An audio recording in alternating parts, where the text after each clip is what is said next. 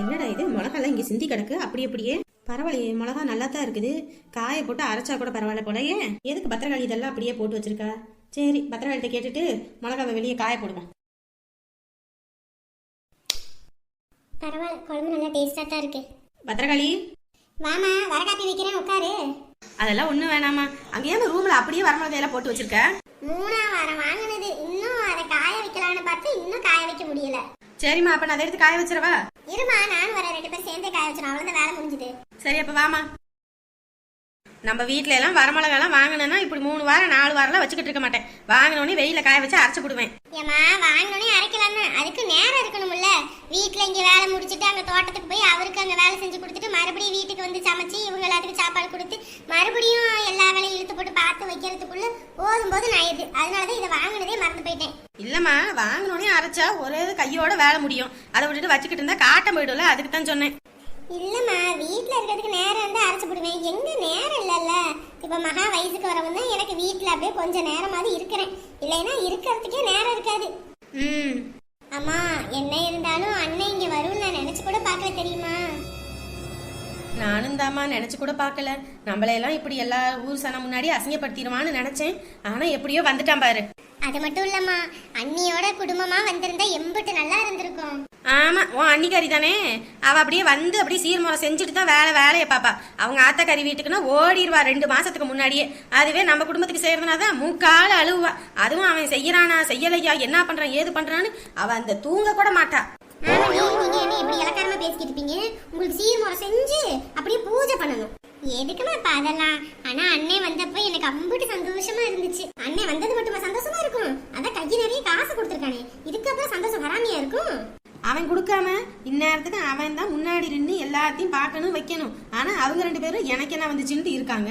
அது மட்டுமா, இந்நேரத்துக்கு தாய்மாமா வீட்டுல இருந்து வந்து பிள்ளைக்கு சோறு ஆக்கி போட்டிருக்கணும். ஆனா இன்ன வரைக்கும் வந்திருக்காங்களா? அவங்க வர மாட்டாங்க, அவங்க வரவே மாட்டாங்க. இந்நேரத்துக்கு நீயும் ஒரு பணக்கார வீட்டுல கட்டி கொடுத்து, அது மட்டும் இல்லாம உன் புருஷன் ஒரு பணக்காரனா இருந்தான்னு வச்சுக்க, ஓடி ஓடி வந்து செய்வாங்க இவங்க எல்லாம். உன் புருஷன் இப்படி இந்த வேலை அந்த வேலைன்னு பாத்துக்கிட்டு இருக்கனால தான் இவங்க எல்லாம் உன்னை இலக்காரமா நினைச்சுக்கிட்டு இருக்காங்க. ஏமா, செய்யறாங்க செய்யலையோமா, வந்து நிக்கணுமா, அது போதுமா. இருந்தாலும் அண்ணன் தான் சொன்னிச்சுல்ல, இந்த காசை வச்சு பிள்ளைக்கு எல்லாம் வாங்கி கொடு வையின்னு. எம்மாடி, பத்திரமா காசை வச்சுக்க. உன் மாமியார் கண்ணுல இது படுற மாதிரி வச்சுக்காத. வச்சுக்கிட்டேன்னு வச்சுக்க, எல்லாத்தையும் எடுத்துட்டு போய் புள்ள வீட்டுல கொடுத்துரும். அதுக்கப்புறம் ஓம்பளப்பு திண்டாட்டம் ஆயிடும், சரியா? அந்த காசை மட்டும் ஏன் பத்திரமா வைக்கிறீங்க? இன்னும் ஒரு 4-5 லட்சம் சேர்த்து கொடுக்குறேன், அதையும் சேர்த்து பத்திரமா வச்சுக்கோங்க. இந்த கிழவி நல்லா வீட்டுல தின்னுபிட்டு இருக்காளே, ஏதாவது ஒரு வேலை செய்வோன்னு இருக்காளா பாரு. இவ்வளவு கடலை இருக்கே, உடச்சு வச்சா சட்னிக்கு எதுக்கும் ஆகும். அதெல்லாம் நினைக்கிறது இல்ல. எப்ப பார்த்தாலும் மருமக செய்வான்ட்டு உட்காந்துக்கிட்டு கெக்க இழிச்சுக்கிட்டு இருக்க வேண்டியதான். ஒரு நாள் இல்ல ஒரு நாள் என் பிள்ளைய வீட்டுக்கு கூட்டிட்டு போயிடணும். அப்பதான் என் பிள்ளை அருமை என்னன்னு இந்த குடும்பத்துக்கு தெரியும். மணிவேர் ஆயிப்போச்சு, வெளியே உட்காந்து சாப்பிட்டா தான் இவளுங்க வேலைக்கு போராடுகளா என்ன ஏதுன்னு தெரியும். இல்லைன்னா நம்மளை மட்டும் விட்டுட்டு போயிருவாளுங்க. என்னமா வெளியே உட்காந்து சாப்பிட்டுக்கிட்டு இருக்கிற? வீடு தான் அவ்வளவு பெருசு கட்டி போட்டுக்கல, உள்ள உட்காந்து சாப்பிட வேண்டியதானே? அட அதேமா கேக்குறீங்க. நான் அந்த 100 நாள் வேலைக்கு போறேன். இந்த பக்கத்துல உள்ளவங்க அங்க தான் போறாங்க. ஆனா நம்மள மட்டும் கூப்பிடாம போயிடுவாங்க. அதனால நான் சோத்த போட்டுட்டு வந்து வெளியே நின்னுக்கிட்டு சாப்பிட்டுக்கிட்டு அவங்க போகும்போது கூட சேர்ந்து போயிடலாம். இல்லைன்னா நான் மட்டும் தனியா அந்த ஒத்தையடி பாதையில போகணும். சரிம்மா, அதுக்கு இப்படி ரோட்ல நின்னுக்கிட்டா சாப்பிடுவ? உட்காந்து சாப்பிடு. ஆமா, உமா இந்த வேலையெல்லாம் செய்ய மாட்டாளா? நீங்க செஞ்சுக்கிட்டு இருக்கீங்க. அட அதையமா கேக்குற? ஆளுக்கு ஒரு வேலையா செஞ்சா வீட்டுல வேலை முடியும். ஆனா என் சம்மந்தியை பத்தி தான் உங்களுக்கே தெரியுமே. படுத்துக்கிட்டு டிவியை பார்த்துக்கிட்டு உட்காந்துருக்கிறத புள்ளையே எல்லா வேலையும் மங்குன்னு பண்ணிக்கிட்டு இருக்கா. அதே சரி, இந்த கடலை எல்லாம் கிடைக்க உடச்சு வச்சா நைட்டுக்கு சட்னிக்கு ஆகும்னு உடச்சிக்கிட்டு இருக்கேன். பரவாயில்ல, நீங்க வந்து உங்க பிள்ளைக்கு ஒத்தாசை பண்றீங்க. எனக்கெல்லாம் பாருங்க, எங்க அம்மா அந்த பக்கம் வரவே வராது. என்னமா பண்றது, அவங்க குடும்ப சூழ்நிலை அப்படி.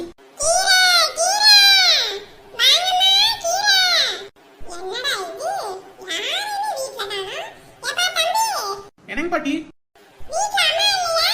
அம்மா வெளியே கல்யாணத்துக்கு போயிருக்காங்க.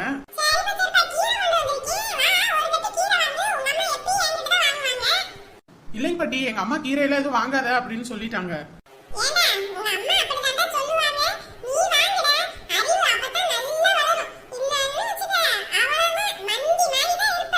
இந்த கிளவிட்ட பேச்சு கொடுத்தது தப்பா போச்சே. இருக்கிற அறிவு போதும். உங்களுக்கு தேவைன்னா, உங்களுக்கு அறிவுக்கு இது வேணும்னா நீங்களே அந்த கீரையை சாப்பிட்டுக்கோங்க.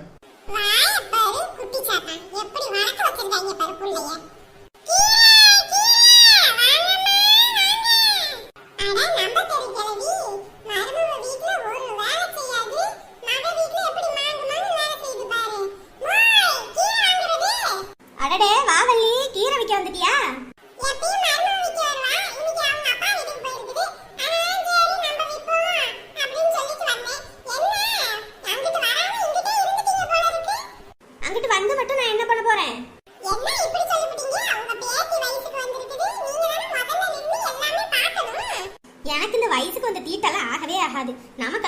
அவருக்கு கண்ணெல்லாம் எரியுமா, அதனால தான் நான் வந்துட்டேன்.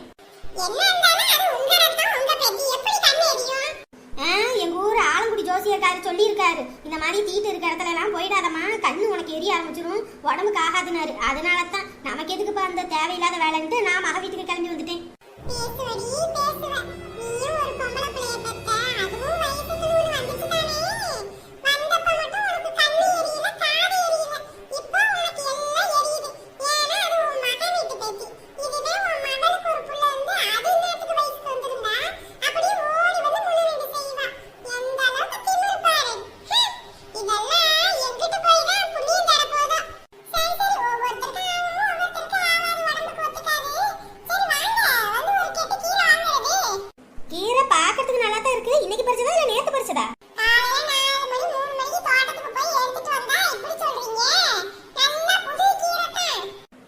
என் மக வீட்டுக்கு இருந்தா கூட நான் பிரச்சனை இல்ல, என் மக வீட்டுல சாப்பிடுறது அதுவும் இல்லாம நல்ல கீரையா இருக்கணும், பூச்சி உள்ள கீரையெல்லாம் இங்கிட்டு தள்ளிடாத, அதுக்கு தான் சொன்னேன்.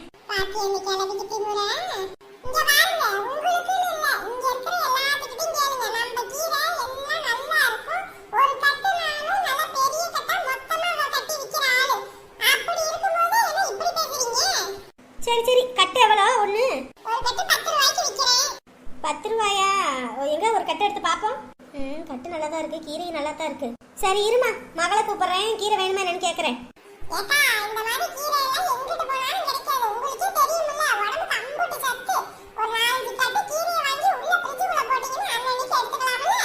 சரி இரு இரு கேக்குறேன். உமா, எம்மாடி உமா? அடடே அண்ணி, வாங்க நீ வாங்க. புள்ள வயசுக்கு வந்தது கூட நீங்க வரவே இல்ல, இப்ப வந்தது ரொம்ப சந்தோஷம். வாங்க நீ. ஆமாண்டியம்மா, உன் அண்ணி நுண்ணி எல்லாம் வேற கிட்ட போய் போட்டுக்க, என்கிட்ட வச்சுக்காத சொல்லிவிட்டேன். ஏன் நீ ஏன் இப்படி பேசுறீங்க? ஏண்டியம்மா, அவ உங்ககிட்ட இப்ப என்ன தப்பா சொல்லிவிட்டா? வீட்டுக்கு வாங்கன்னு கூப்பிட்டா, வேற என்ன சொன்னா? வீட்டுக்கு வரது இருக்கட்டும், உங்க வீட்டுக்கு யார் வந்தாலும் அவங்க கிட்ட இருந்து காசு உருவாம விட மாட்டீங்களோ? ஏய், என்ன திமிரா? ஆமா திமிருதான்.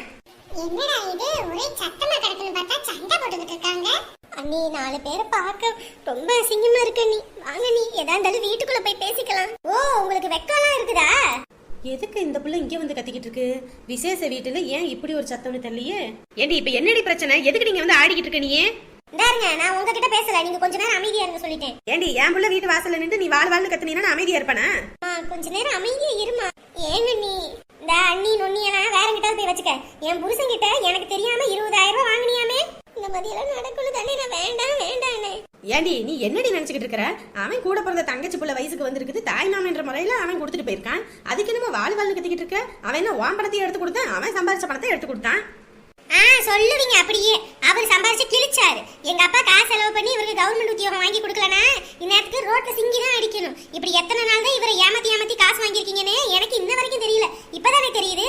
காசை வாங்கினாலும் ஒரு போன் போட்டு சொல்லியிருந்தா என்ன, அண்ணன் வந்துச்சு இப்படி காசு கொடுத்துச்சுன்னு அமுக்குனி மாதிரி வாங்கி நல்லா சொருவிக்கிட்ட. வீட்டுக்கு வர அண்ணின்றவ புருஷனோட கூட பிறந்தவங்களுக்கு இன்னொரு அம்மான்னு சொல்லுவாங்க. ஆனா இவ என்னமோ பஜாரி கணக்கா இப்படி கத்திக்கிட்டு கிடக்குறா. ஏண்டி என் பையன் சம்பாதிக்கிறதுல உன் குடும்பத்துக்கே தான் அழிக்கிற, அவங்களுக்கே தான் கொடுத்து அழுவுற. என் பையன் இப்பதாண்டி மனசு மாதிரி தங்கச்சிக்குன்னு வந்து செஞ்சான், அது உனக்கு பொறுக்கலையே? வரிஞ்சு கட்டிக்கிட்டு வார. ஆமா, அப்படித்தான் வருவேன். இல்லைன்னா எங்களையும் உங்களை மாதிரி ஓட்டாண்டி ஆக்கிடுவீங்கல்ல. ஏண்டி இப்படி இருக்கிற? அவன் என்ன சொத்து முழுக்கையாடி என் பிள்ளைக்கு கொடுத்தான்? வெறும் 20,000 கொடுத்து பிள்ளைக்கு தேவையானதை வாங்கி கொடுத்து நல்லா பாத்துக்கணும்னு சொன்னான். இது பெரிய குத்த மாதிரி இப்படி ஆட்டம் கட்டிக்கிட்டு வாரா? அப்படிதான் ஆடுவேன். இதுக்கப்புறமா நீங்க இந்த மாதிரி அந்த மாதிரின்னு சொல்லி அவர்கிட்ட கறப்பீங்க. நாங்க எல்லாத்தையும் பாத்துக்கிட்டு உட்காந்துருக்கணுமா? ஐயோ சாமி, 2 பேர் முதல்ல நிறுத்துங்க. ஊர்ல 4 பேர் பார்த்து எங்க மானத்தை வாங்கினது பத்தாதுன்னு மறுபடியும் காசுன்னு எதுக்கு அலையிறீங்க? இருங்க, உங்க காசு தானே உங்களுக்கு வேணும். இப்பயே தூக்கிட்டு வந்து போடுறேன், வாங்கிட்டு போங்க. நவருமா. ஏண்டி நீ எதுக்கு எடுத்து கொடுக்குற? அது உங்க அண்ணன் உனக்கு கொடுத்தது, என்னமா அவ கேக்குறான்னு நீ எடுத்து தூக்கி கொடுக்குறேன்ற?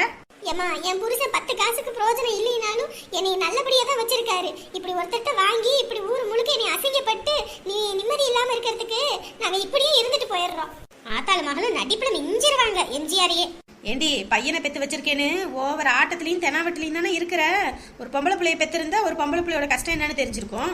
எனக்கு யாரோட கஷ்டமும் தெரிய தேவையில்லை. எனக்கு என் பையன் என் குடும்பம் அதுதான் முக்கியம். ஆடு ஆடு, எவ்வளவு தூரம் ஆடணும்னு நினைக்கிறியோ ஆடு. கடவுள் பாத்துக்கிட்டு தான் இருக்கலாம். உனக்கு ஒரு நாள் சரியான கூலி கொடுப்பான் பாரு. ஆமா, எல்லாத்தையும் ஏமாத்திக்கிட்டு திருட்டுத்தனமா வாங்கிட்டு திங்கிற உங்களே கடவுள் நல்லா வச்சிருக்கும் போது நாங்க ஒன்னும் குறைஞ்சு போயிட மாட்டோம். இன்னாங்க நீ உங்க காசை வாங்கிட்டு இங்க இருந்து தயவு செஞ்சு கிளம்பிடுங்க. எப்பா என்ன ஆளோ இது. சீ அப்பா, கொஞ்சம் அசந்தா என் குடும்பத்துக்கே வேட்டு வச்சிருவீங்க போலயே. ஏண்டி பணப்பேயி, உன் பணத்தை தான் வாங்கிட்டல்ல, தயவு செஞ்சு போயிரு. இங்க இருந்து மனுஷன் உயிரை வாங்காத. காசோட இரும்ப கஷ்டப்பட்டு சம்பாதிக்கிறவனுக்கு தான் தெரியும், உங்களுக்கு என்ன தெரியும்? ஓசில யாராவது கொடுத்தா நாக்க தொங்க போட்டுட்டு வாங்கிக்குவீங்க. இங்க பாருங்க, நீ உங்க காசை வாங்கிட்டீங்கல்ல, போயிருங்க. சும்மா இங்க நின்று அதை இதுன்னு பேசிட்டு இருக்காதீங்க. 4 பேர் பார்க்க சிரிக்க அடிச்சிட்டீங்கல்ல, இதுக்கப்புறமே எதுக்கு இங்க நின்று வாழ் கத்திட்டு இருக்கீங்க? அமுக்கு நீ மாதிரி எனக்கு தெரியாம காசை வாங்கி உள்ள வச்சுக்கிட்டு இப்ப காசை நான் வாங்கணும்னு எப்படி திமிரா பேசுற? இதுக்கு தான் ஆண்டவன் உனையெல்லாம் அளந்து வச்சிருக்கான். என்னை அளந்து வைக்கட்டும், அளக்காம கூட வைக்கட்டும், உங்களை நல்லா வச்சிருக்காருல, அதோட நீங்க சந்தோஷமா இருங்க, போயிருங்க. இங்க பாரு, இதுக்கப்புறமும் அது இதுன்னு சொல்லி என் பூசங்கிட்ட இருந்து காசு பணம் நகை நெட்டுன்னு ஏதாவது நீ வாங்கினு எனக்கு தெரிஞ்சதுன்னு வச்சுக்க, இன்னைக்கு தெருவில் வச்சுதான் அசிங்கப்படுத்துறேன், நாளைக்கு மேடை போட்டு அசிங்கப்படுத்தி போடுவேன் சொல்லிட்டேன். இனிமே உன் குடும்பத்தோட மூச்சு காத்து கூட என் குடும்பத்து மேல படக்கூடாது. அப்படி எதுவும் பட்டுச்சுன்னு எனக்கு தெரிஞ்சது, அதுக்கப்புறம் என் சுயரூபத்தை நீங்க எல்லாம் பார்க்க வேண்டியது வரும். காசை வாங்கிட்டல்ல, போடி. இங்க பாரு ரத்த கிழவி, எப்படியா இருந்தாலும் கடைசி காலத்துல என்கிட்ட தான் கஞ்சி வாங்கி குடிக்கணும். அதனால அடக்கி வாசி இரு. அதை விட்டுட்டு புள்ள இருக்கு, அது இருக்கு, இது இருக்கும், பாப்பாங்க வைப்பாங்க நினைச்சுக்கிட்டு வச்சுக்க, அப்புறம் கஞ்சி கூட இல்லாம உட்காந்துருக்க போற நீ. நான் சாப்பாடே இல்லாம செத்து போறதா இருந்தாலும் உன் வீட்டுக்கு வர மாட்டேன், நீ போயிரு. அதையும் தான் பாக்குறேன். சரியான வில்லங்க பிடிச்சவளுங்க, எப்படி காசை வாங்கிட்டு ஏமாத்துறாளுங்க பாரு. சை, என்ன பத்திரகாளி, உன் அன்னிக்காரி இப்படி பேசிட்டு போகுது? எல்லாம் எங்க தலையெழுத்து. எல்லாத்துக்கிட்ட இப்படி ஏச்சு பேச்சு வாங்கி தான் கடைசி காலம் வரைக்கும் இருக்கணும்னு. நான் எதா இருந்தாலும் அப்புறம் பேசிக்கலாம். கொஞ்சம் தயவு செஞ்சு போயிடுங்க எல்லாரும். அதான் சொல்றாங்கல்ல, போ. பாத்தியம்மா, எப்படி என்ன எல்லாரும் முன்னாடி அசிங்கப்படுத்திட்டு வராங்கன்னு. உன் அண்ணங்காரன் வரும்போதே நினைச்சேன், அவன் வந்தானால ஏதோ வில்லங்கத்தோட வருவான்னு. எப்படி பார்த்தல்ல, இங்க நம்ம கிட்ட வந்து 20,000 கொடுத்தேன்னு சொல்லாதன்னு சொல்லிவிட்டு அங்க போய் அவன் பொண்டாட்டி கிட்ட சொல்லியிருக்கான். பொண்டாட்டி எப்படி நைஸா வந்து வாங்கிட்டு போற பத்தியா? நீ தான் அண்ணன் ஒன்னேன்னு இருக்கிற, ஆனா அவங்க எல்லாம் கரியா சரியா தான் இருக்காங்க. ஏம்மா விடுமா, கட்டணவனே இந்த லட்சத்துல இருக்கும்போது கூட பிறந்தவன் இப்படித்தானே இருப்பான், விடு. இருக்கட்டும், எல்லாம் காசு பணம் இருக்கிறன்ற திமிருலையும் தெனாவட்டிலையும் தானே ஆடுறாங்க. இவங்க எல்லாம் நிம்மதியா இருக்க மாட்டாங்க பத்திரகாளி. என் வயிற்றுச்சலை கொட்டிக்கிட்டு இவங்க நிம்மதியா இருக்கான்னு நினைக்கிறியா? பையனை பெற்றிருக்காங்க, வர மருமவ பாரு, 2 பேத்துக்கு கஞ்சு ஊத்தமா அடிச்சு துரத்த போறா. விடுமா, நம்ம கஷ்டப்பட்டாலும் அடுத்தவங்க நல்லா இருக்கணும்னு நினைக்கணும், அப்பதான் கடவுள் நம்மள நல்லா வச்சுப்பாரு. அண்ணன் என்னமோ நினைச்சிட்டு போட்டோம், நான் அதை பத்தி எதுவும் நினைக்கல. நல்லா இருக்கிறவங்க நல்லா இருந்துட்டு போட்டோம்.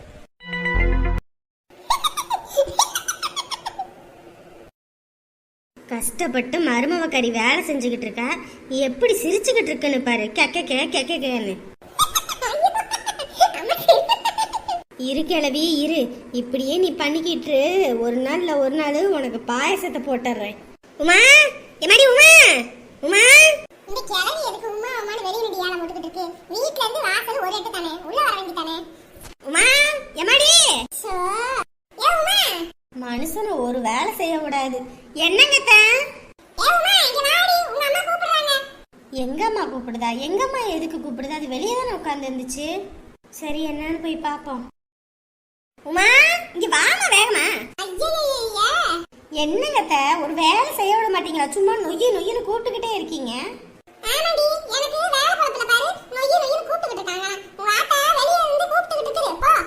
எங்கம்மா எதுக்கு கூப்பிடுதுன்னு தெரியலையே.